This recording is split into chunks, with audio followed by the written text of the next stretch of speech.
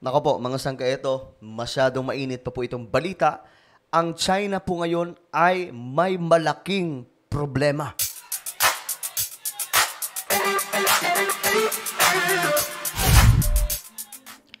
So, matindi po itong nangyari ngayon mga sangkay sa pagitan po ng China at Taiwan. Dahil nga po ngayon ay may panibagong problema na naman po mga sangkay itong China dahil nga po sa pagkakaroon doon sa Taiwan ng eleksyon. But anyway, before tayo magsimula, pakisubscribe po muna yung ating YouTube channel. Ayan po sa baba ng video na to, makikita nyo po mga sangkay yung subscribe button. Pindutin nyo lamang po yan, then click the bell and click all. At kung kayo naman po ay nanonood sa Facebook, huwag nyo pong kalilimutan na i-follow ang ating Facebook page. Okay? Okay mga sangka, ito po ngayon ang balita. Puntahan po natin. Ang China di umano ay nag-warning against independence after Lai elected. So para po sa inyong kaalaman, nagkaroon na po ng eleksyon ang Taiwan. At ang balak po talaga ng China dito is makontrol muli ang Taiwan. So gusto po nila na manalo ang para sa kanila susunod sa kanilang kagustuhan na magiging leader sa Taiwan. Subalit, ang nangyari ay eto mga sangkay. Panoorin po natin ang balita sa local media. Katatapos na po na eleksyon sa Taiwan at nagwagi muli ang partidong nagsusulong sa kanilang pagiging independent o sovereign state. So, itong balitang to patunay na mas lalo pong problemado ngayon ang China. Ay nako po, ito po ay nangyari doon sa Taiwan. Pa-President-elect na po ngayon ang kanilang Vice President na si Lai Ching-te. Democratic Progressive Party o DPP. Ikatlong termino na ito ng DPP, ang partido rin ni outgoing President Tsai Ing-wen. Ayon kay Lai, nagtagumpay ang mga Taiwanese na labanan ng anyay intervention o pakikialam ng external forces. Determinado rin daw siya na pangalagaan ng Taiwan mula sa mga banta at pananakot ng China. Ayun na nga po mga sangkay. So, ito, malaking problema ng China dahil nga po, ang inakala po nila na mababalik sa kontrol nila itong Taiwan, but malaki pong pagkakamali dahil nga po ang nangyari ay malayong malayo sa kanilang iniisip at kagustuhan. Dahil ang Taiwan, yung partido po ng kanilang presidente ngayon, no? Nanalo po. Pangatlong beses na po mga sangkay, straight na po ito. I think straight na po na nananalo at ngayon, wala na po talagang pag-asa ang China na makontrol itong Taiwan. Bago nito, kinontra ng China ang kandidatura nila, inaan nila'y isang dangerous separatist. Probinsya kung ituring ng China ang Taiwan at handa raw silang i-reunify ito kahit gumamit ng dahas. Naku. Bumati sa panalo ng DPP si US President Joe Biden, pero ipinahayag niya ang dati ng posisyon ng Amerika na bagamat handa silang protektahan ng Taiwan, hindi nila suportado ang independence. Okay. So yun po yung ganap mga sangkay. Hindi na po makokontrol lalo ng China ngayon ang Taiwan dahil nga po sa nangyaring eleksyon. At ito po mga sangkay, panoorin po natin ang warning ng China.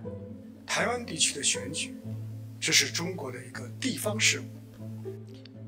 Ayan po dito, Taiwan's election is a regional affair within China. Kasi nga po, ang kiniklaim pa rin po talaga ng China ngayon, probinsya pa rin po nila yung Taiwan.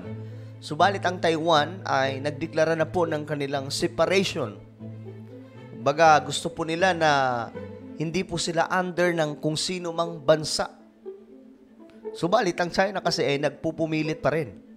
中国的一个地方事务，所以不管选举结果如何，他都改 No matter what the results of the election are, 变不了。 they cannot change the basic fact 世界上只有一个中国， that there is only one China and Taiwan is a part of it. 台湾是中国一部分的基本事实。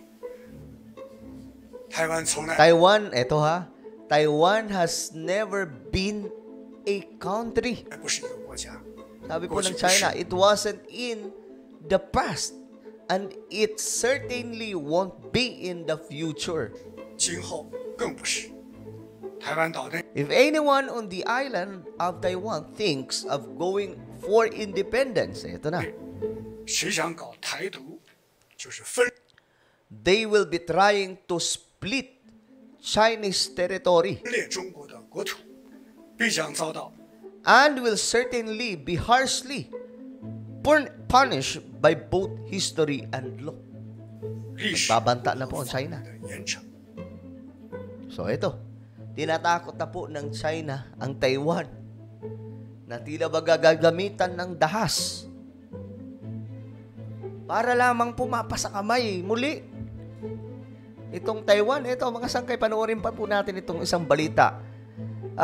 Talagang inano na, mga sangkay, masyado na pong ano tawag dito?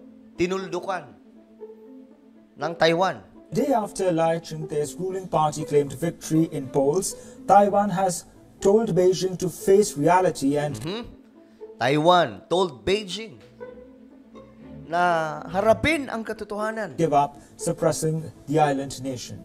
This as China remains stern on its stance on cross-strait relations. China has claimed that its reunification with Taiwan remains inevitable. After retaining victory, Lai Ching-te, who is branded by China as a threat to peace, has vowed to defend Taiwan against intimidation from China. He has pitched himself as a defender of the island's democratic way of life. The de facto American embassy in Taipei said a U.S. delegation would reach the self-ruled island today. The delegation sent by President Joe Biden's administration will hold talks with a range of leading political figures in Taiwan. Washington's top diplomat Anthony Blinken saluted Lai on his victory and hailed the robust democratic system of self-ruled island. He added that Washington is committed to maintaining cross-strait peace and stability. Japan also hailed the pivotal elections in Taiwan. Japanese Foreign Minister congratulated Lai on his victory, calling the self-ruled island an extremely crucial partner and an important friend. China has described Japan's comments as a serious interference in its internal affairs. Beijing has urged the international community to adhere to One China principle. Yan po yung inaano kasi talaga ng China. Kumbaga, dapat manatili kayo sa kung anong sistema natin. Yung One China. Ang Taiwan ay under po ng China. Gusto po mangyari mga sangkay na ganun pa rin. Kaya nga lang, ang Taiwan ay talagang nagiging ano ngayon very strong ang kanilang prinsipyo na sila po ay tatayo sa kanila lamang pong nasasakupang bansa. Subalit ang China kasi iniisip po nila, sabi po ng, di ba, sabi nga po kanina ng China, ang Taiwan ay never po naging bansa mula sa kasaysayan noon at maging sa panahon natin ngayon, hindi daw po pwede ito mangyayari. Hindi po daw pwede itong mangyari. At kung ipagpipilitan po nitong Taiwan, hinahati po nila o inilalayo ang kanilang sarili sa bansa ng China. Yun po yung sinasabi ng Chinese official. So, balit, desidido po talaga ang China, ang Taiwan. At ayon nga po dito, harapin nyo na daw ang katotohanan. Madali lang naman Ang problema kasi sa China, no? Hindi po nila maharap-harap ito kasi iniisip po nila na itong Taiwan ay magiging puppet na po ng Amerika. And we know naman mga sangkay na itong China mainit po sa United States of America. That is why, guys, talagang nagseselos po ang China ngayon. Well, anong sa tingin niyo mga sangkay na posibleng mangyari dito? Posible ba na lalo pong lumala ang gulo? Dahil nga po, eto malaking problema ito ng China dahil lalo po nilang hindi makukontrol ang Taiwan. So, is it possible na gamitan na po talaga nila ng dahas, atakihin ang Taiwan para lamang po mabalik sa kanila ang control? I-comment po sa baba ang inyong mga opinion. At ngayon mga sangkay, I invite you please subscribe my YouTube channel, Sangkay Revelation. lalong-lalo na po sa mga born-again Christians dyan. Magugustuhan nyo po yung mga topic natin dito dahil patungkol po ito sa Biblia at mga nagaganap sa panahon natin ngayon. Napin nyo lamang sa YouTube, Sangkay Revelation, then click the subscribe, click the bell, and click all. Ako na po yung magpapaalam hanggang sa muli. This is me, Sangkay Janjan. Palagi nyo pong tatandaan that Jesus loves you. God bless everyone.